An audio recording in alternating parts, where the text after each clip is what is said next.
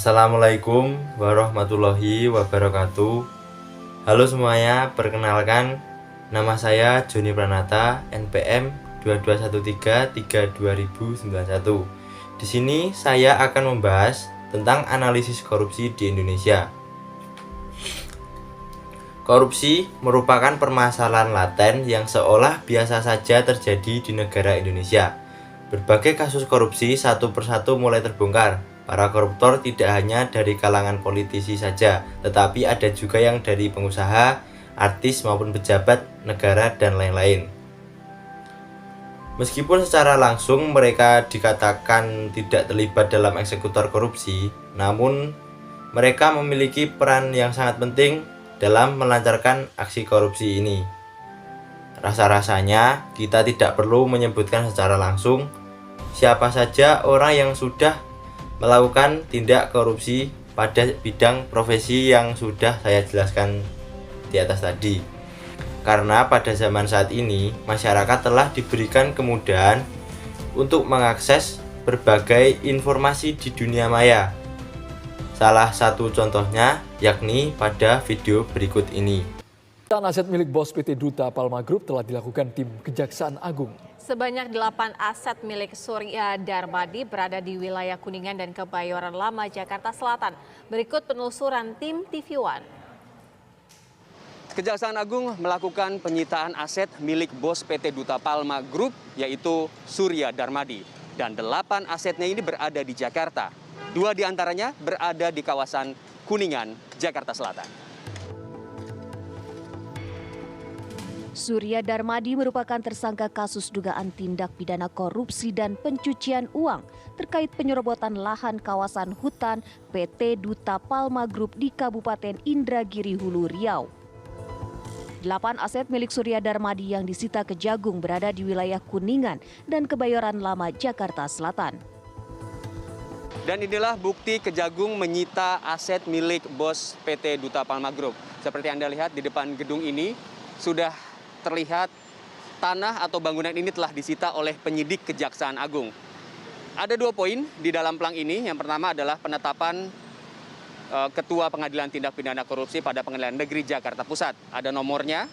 Kemudian yang kedua, penyitaan dari Jampitsus Kejagung dalam perkara tindak pidana pencucian uang dengan tindak pidana asal tindak pidana korupsi dalam kegiatan usaha perkebunan kelapa sawit yang dilakukan oleh PT Duta Palma Group di Kabupaten Indragiri Hulu atas nama tersangka Surya Darmadi. Dan semuanya berjumlah 8 aset properti yang berada di Jakarta, terutama di wilayah Jakarta Selatan, dan 2 berada di wilayah Rasuna Said, Kuningan, Jakarta Selatan.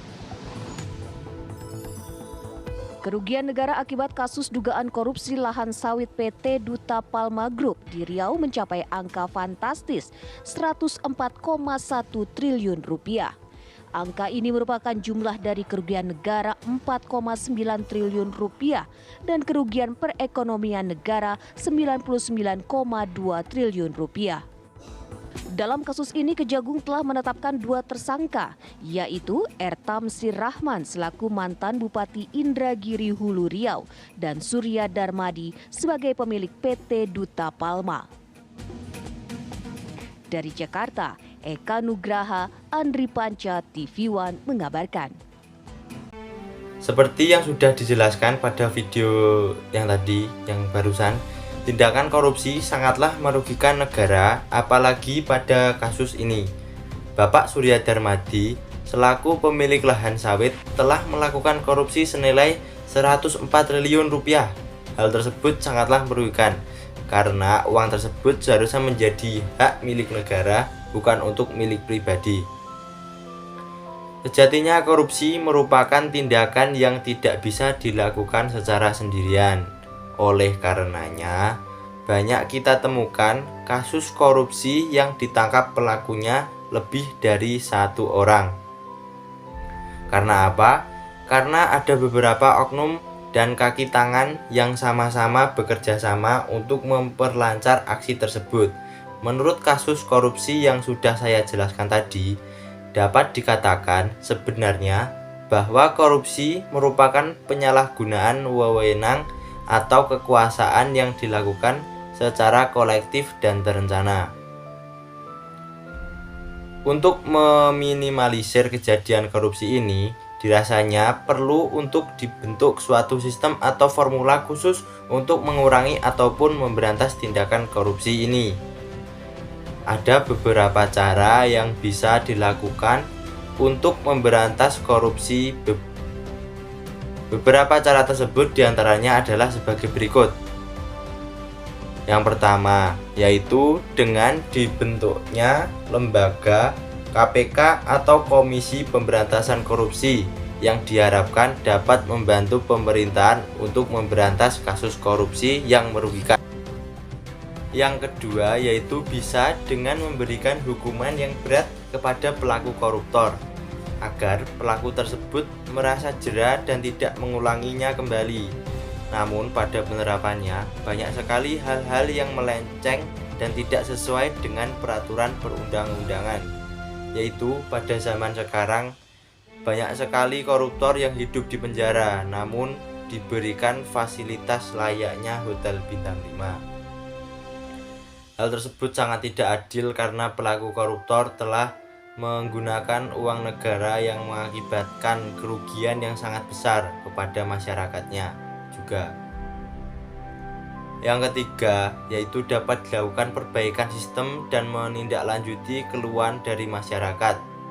Yang keempat, yaitu para petinggi negara atau pejabat daerah wajib melaporkan beberapa saja kekayaannya dan diteliti lebih lanjut apakah itu hasil dari korupsi atau tidak.